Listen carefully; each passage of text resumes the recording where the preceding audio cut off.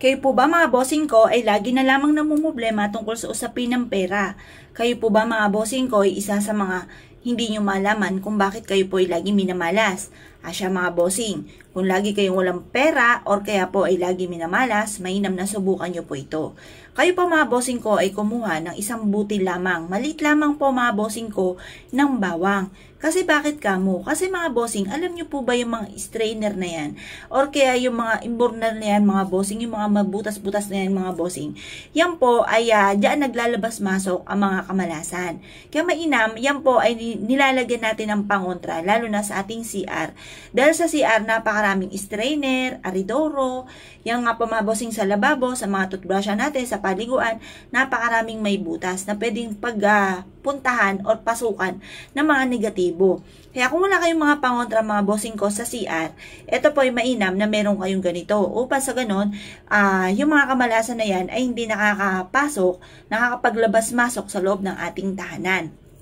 Ngayon po, ito pa mga bossing ay hindi natin ilalagay dito sa aridoro kasi baka ito ay magbara. Kaya ang gagawin nyo lamang, ito ay kukuha ka ng isang butil at ilalagay nyo po ito sa ibabaw ng may bintana po ninyo.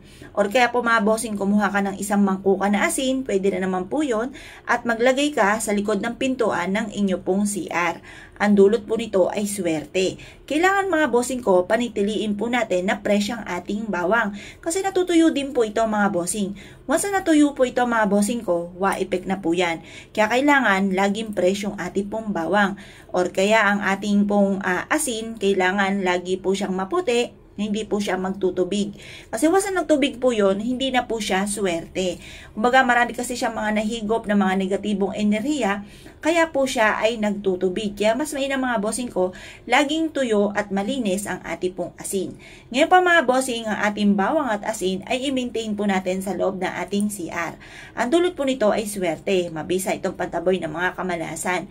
Kung naniniwala po kayo at nais po mga bossing ko na gawin po ito, huwag na po kayo magpatumpik-tumpik pa, subukan nyo na po ito, proven po ito na maswerte.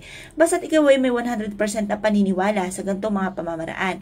Ngayon pa mga bossing, ang gagawin lamang po ninyo, kapag po ito ay natuyo na, tapon nyo lang sa basurahan, tapos kumuha kayo ng panibagong bawang mga bossing.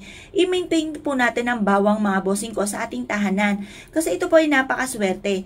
Hindi lang po siya pantaboy ng mga negatibong enerhiya, ng mga bad spirit. Kasi kapag yung mga bad spirit umenter sa inyong tahanan, dahil bad nga po siya, maaaring magkaroon kayo ng mga problema, kagaya po sa kalusugan, magkaroon kayo ng karamdaman, magkaroon po kayo ng mga problema sa pera, away-away ang inyong pong tahanan.